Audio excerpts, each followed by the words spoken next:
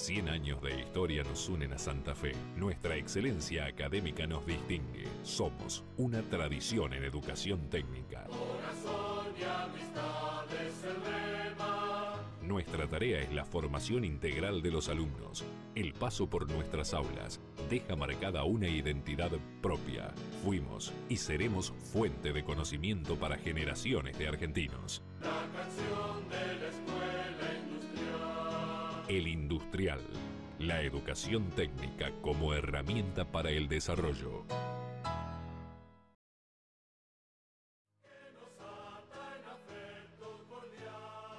ADUL, Asociación Docentes Universidad Nacional del Litoral. Gobierno de la Ciudad de Santa Fe. Fundación Escuela Industrial Superior, apoyando la vigencia y el crecimiento de nuestra escuela. Laboratorios Crisol, proveedor integral de insumos para laboratorios e industrias. Una empresa familiar con 30 años de trayectoria en la zona. Avenida López y Planes, 4601, Santa Fe. Teléfono 453-7964. Universidad Nacional del Litoral. Ciencia, tecnología y cultura para toda la región. Asociación de Padres de Alumnos de la Escuela Industrial Superior. Colaborando con la educación de nuestros hijos. Teléfono 455-5191. Bienvenidos, como cada semana abrimos las puertas de nuestra escuela, continuamos en este distanciamiento social obligatorio, pero ya con perspectivas tal vez de poder regresar a clases en función también de las condiciones sanitarias, del rebrote del coronavirus que se está dando, especialmente en la provincia. Esperemos que nuestra escuela pueda ir retomando de a poco las actividades.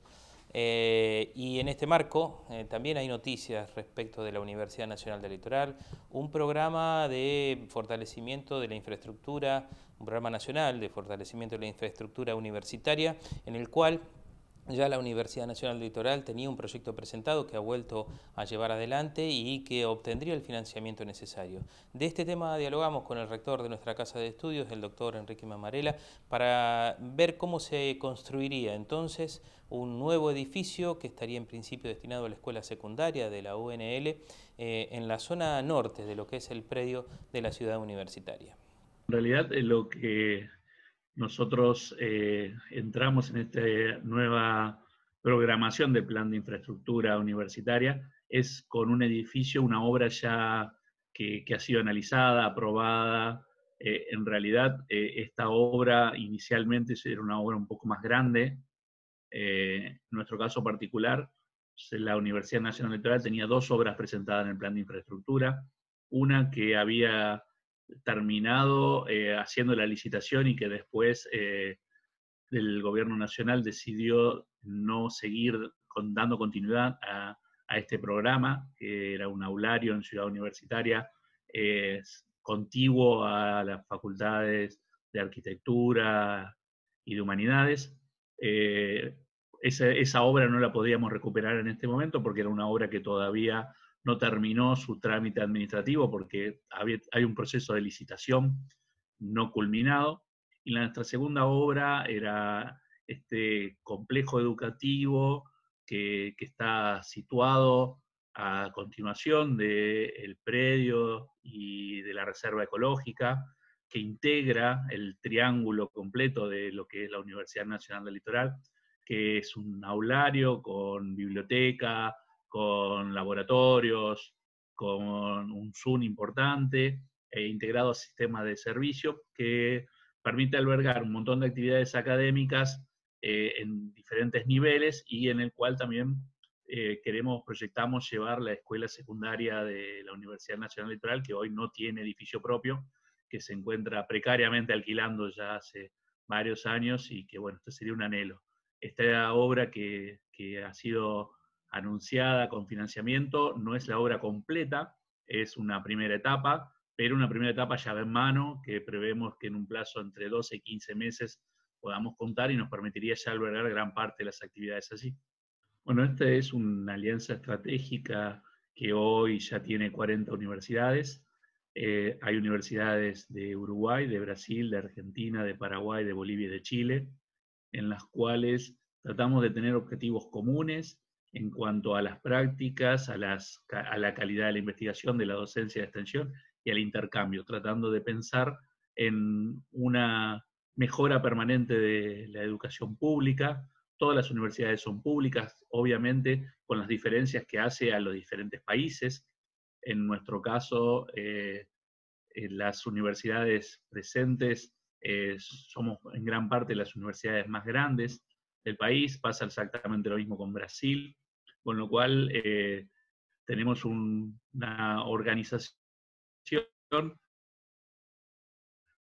que en términos de números es la más numerosa representación de estudiantes de lo que representa las universidades de esta región del mundo, y es una de las asociaciones más grandes también de América.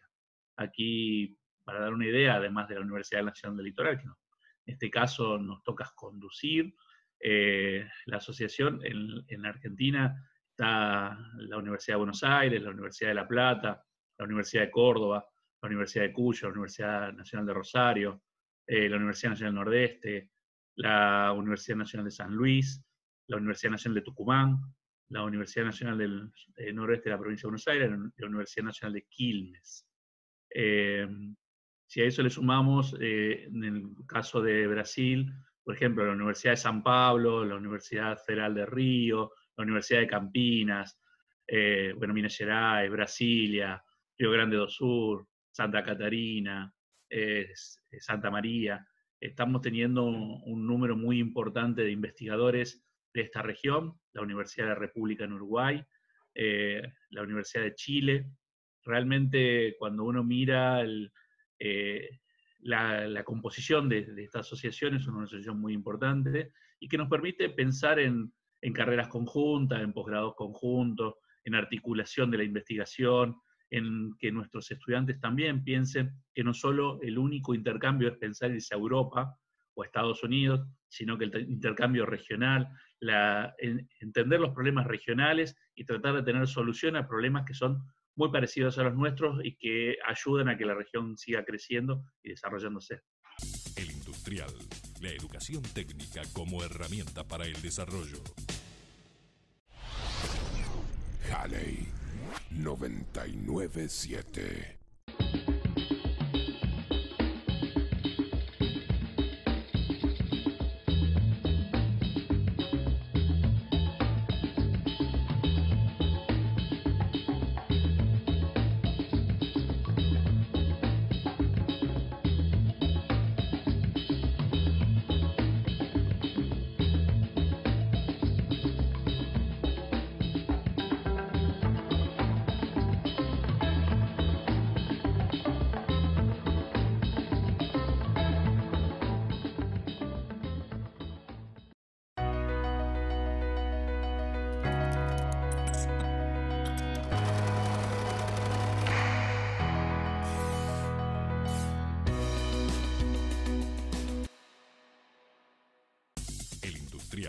La educación técnica como herramienta para el desarrollo. En el diálogo que manteníamos con el titular de ADUL, Oscar Vallejos, el gremio de los docentes universitarios de aquí de la Universidad Nacional del Litoral, abordamos otros temas. Queremos compartir esa parte de la nota con ustedes. Mira, siempre lo que nosotros decimos es que todo plan de acción gremial que tiende a garantizar la situación salarial es un espacio de conflictividad. Las acciones que vayan a ser las mejores se evalúan en base al contexto, ¿no?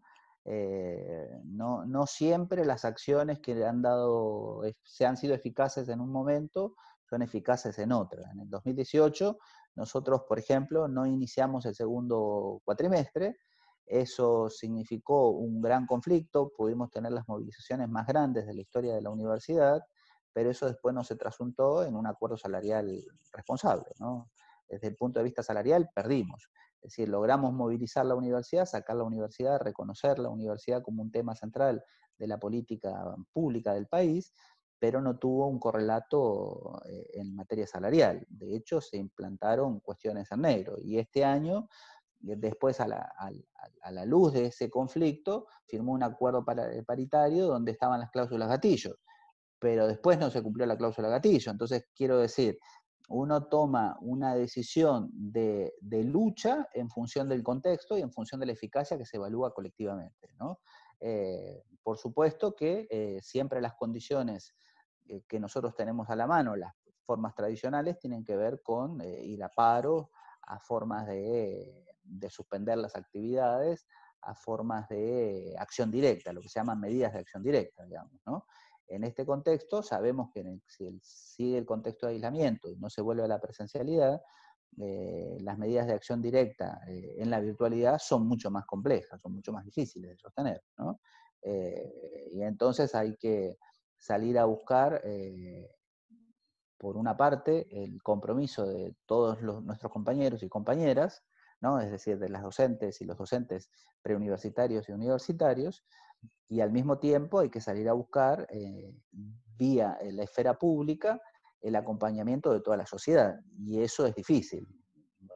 Tenemos, por ejemplo, el caso de del paro que se está dando del transporte, por ejemplo, que sabemos que es de manera tradicional, cuando los transportistas, UTA hacía paro, así se lograba eficazmente que eso se destrabara el conflicto y se encontrara una solución. Ahora vemos que tienen muchas semanas de paro, con medidas de acción fuertes, y no logran mejorar sus condiciones salariales, ¿no?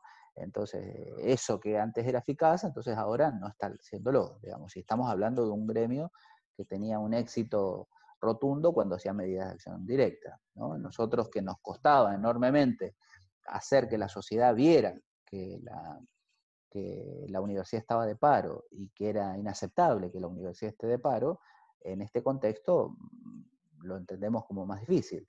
No imposible, pero más difícil. Entonces nuestros compañeras y compañeros evalúan esas condiciones.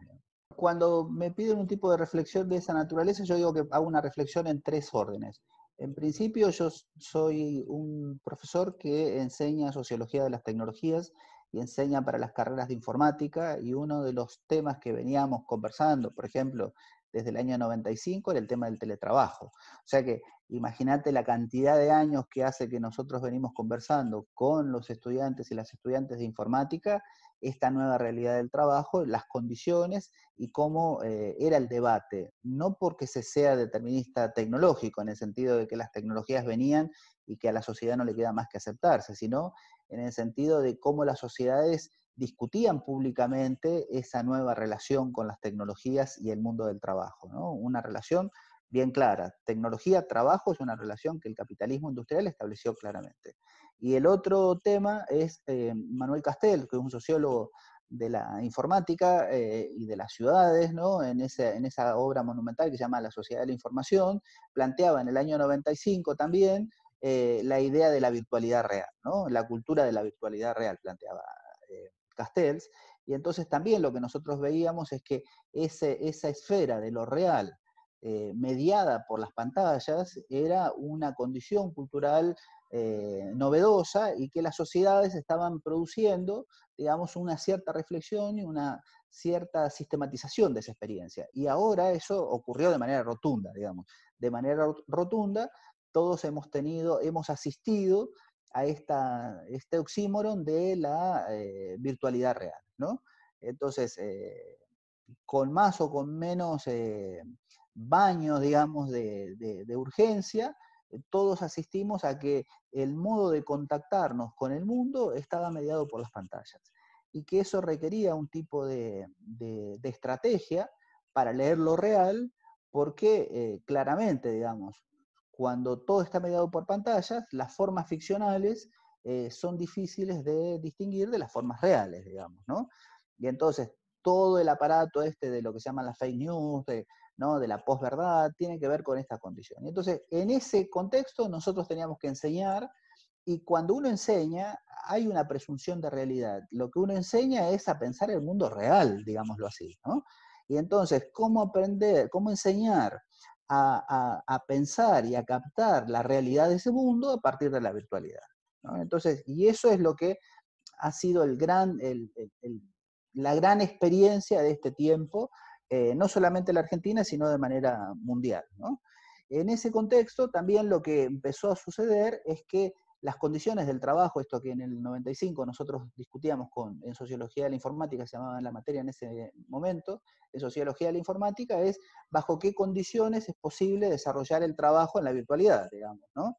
El teletrabajo también puede decirse, ¿no? Y entonces ahí aparece el tema del tiempo, el tema del derecho a la desconexión, el tema de quién pone los dispositivos, cómo deben ser los hogares, cómo debe ser el cuidado del tiempo, qué pasa con... Y eso era claro, cuando nosotros discutíamos en el 95 ese tema, el tiempo y además el tema central para la acción colectiva, que es la desafiliación, en la medida en que el teletrabajo significa una individuación fuerte del trabajador y una desconexión de lo colectivo, ¿no? Y eso los gremios lo hemos sentido, ¿no? Entonces, en ese sentido, la actividad gremial también se tuvo que reacomodar a estas condiciones, y donde nosotros lo que hacíamos era operar en la resolución de los problemas que los compañeros y las compañeras tenían, lo colectivo en términos de la capacidad de lo que se muestra como la capacidad de estar en la calle, eso era imposible, digamos, ¿no? Entonces, eso fue el cimbronazo sindical más importante, y después en discutir bajo qué condiciones o bajo qué reglas estas modalidades del trabajo iban a estar reguladas, ¿no? Si tenía que haber un acuerdo especial, si tenían que estar dentro del convenio colectivo de trabajo, qué pasaba con las licencias, ¿no? Qué pasa con los cuidados, en fin, digamos, lo que sabemos es que en el caso de una mirada de género, las compañeras y en general quienes están a cargo del cuidado de los niños y de la organización de las casas, se han resentido enormemente en estas condiciones, ¿no? Porque tenían que estar sosteniendo su actividad académica y al mismo tiempo su casa y el cuidado de los niños que no podían ir al trabajo. Ahí estaba tamizado entre mi discusión paritaria, sindical, el armado de propuestas democráticas dentro de los grupos de trabajo en los que yo trabajo como jefe de cátedra, digamos, respetando y construyendo colectivamente una propuesta pedagógica, tamizando con esta idea de que una propuesta pedagógica debía estar cortada a la medida de un tiempo del trabajo que no se tomara lo que se decía en ese momento, las 24 horas de los 7 días de la semana, ¿no? Entonces, fíjate cómo finalmente toda esa preparación intelectual sobre pensar el vínculo social o el vínculo de la sociedad con las tecnologías se terminó incorporando al modo en que yo organizaba mis prácticas pedagógicas en este contexto, ¿no? El industrial, la educación técnica como herramienta para el desarrollo. Halley 997.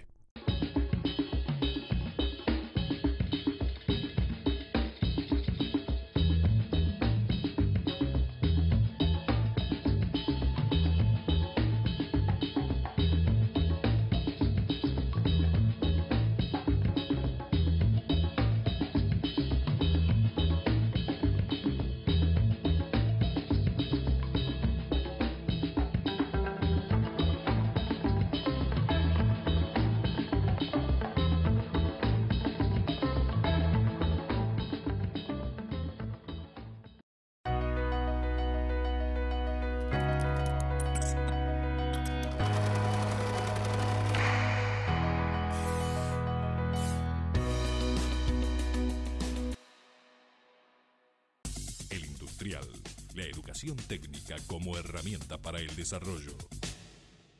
En este tiempo de bajante del río Paraná ha habido posibilidades de hacer estudios que en otras situaciones, con el agua presente, serían difíciles de realizar. La FICH, nuestra Facultad de Ciencias Hídricas, está aprovechando esta situación. El profesor Ramonel, junto con un grupo de alumnos, ha hecho un estudio geológico en particular de la laguna Setúbal. Agradecemos estas imágenes entonces a prensa de la UNL.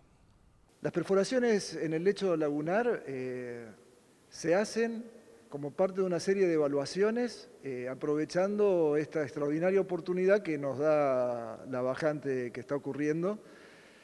Y En nuestra facultad, bueno, formamos parte de un grupo interdisciplinario de profesionales que evaluamos el sistema del Paraná desde escalas temporales diversas, analizando sus componentes, tanto los que aparecen en superficie como aparecen en el subsuelo.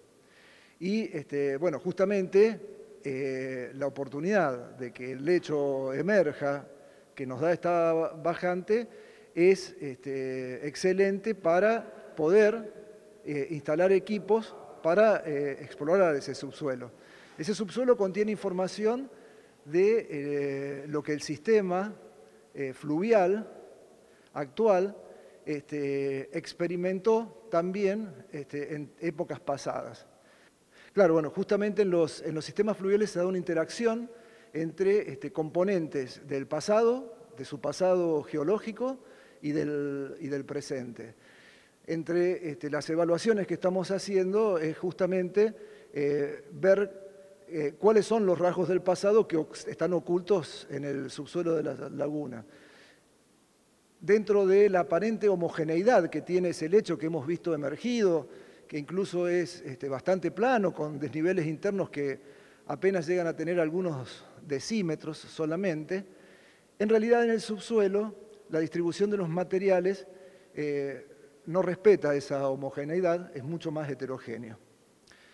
Y el conocer esa distribución de materiales nos permite mejorar también nuestra comprensión del sistema en cuanto, por ejemplo, si se van a plantear obras de ingeniería que son necesarias, no digo ya desde intervenciones para aprovechamiento desde el río, sino que a veces, por ejemplo, obras de cruce. El subsuelo tiene secretos y hay que ir a buscarlos de alguna manera y de ahí que se hacen este tipo de sondeos, de perforaciones. A determinada profundidad en el lecho de la Setúbal existe un yacimiento paleontológico de una riqueza enorme, integrado por restos fósiles de una fauna extinta, cuyas características son conocidas desde el punto de vista biológico, pero en cuanto a la edad precisa en que esos animales existieron en nuestro pasado, no había tanto conocimiento a nivel de precisión. Y eso es algo que estamos buscando. Cuando hablo de fauna extinta, me refiero a restos de mamíferos como caballos y elefantes americanos, perezosos gigantes, que se llaman megaterios, gliptodontes, toxodontes, en fin, una fauna que sabemos que en la parte bonaerense de la llanura pampeana se desarrolló entre hace unos 600.000 a 9.000 años antes del presente. Y esa amplitud temporal en la que coexistieron estos animales es algo de lo que pretendemos también acotar. Hasta ahora nuestras primeras aproximaciones dadas para la zona nos indican una antigüedad del orden de los 100.000 años y un orden mínimo de 100.000 años. En este momento estamos procediendo a sacar las muestras. Esas muestras van a partir a distintos laboratorios, desde los locales que tenemos, el Laboratorio de Sedimentología de la FICH, para hacer análisis de composición del material. Otras muestras van a ir a universidades colegas de aquí de Argentina, porque también nuestros estudios involucran ciertas aplicaciones, como por ejemplo ver la potencialidad de los fangos actuales que han sedimentado en la laguna como para fabricación de componentes cerámicos o ladrillos, etcétera, ya que eso es un recurso que se renueva año a año. Y también otras muestras parten al sudeste asiático, a Singapur, donde contamos con la colaboración de un colega argentino, especialista en grandes ríos, con un gran laboratorio para análisis isotópicos y de edades absolutas, que es justamente lo que estamos buscando de ver la antigüedad de estos materiales que componen el subsuelo lagunar y dentro de todas esas antigüedades ver cuáles son también los ritmos de sedimentación de fangos actuales en la laguna. Así llegamos al final de nuestro programa de hoy. Lo hacemos renovando este compromiso que sostenemos desde el Industrial, junto con la comunidad educativa, con nuestra escuela, con nuestra universidad, de sostener la educación pública más allá de todo este año tan particular que tenemos. Así que ya llegará para nosotros el tiempo de volver a abrir las puertas de nuestra escuela la semana que viene.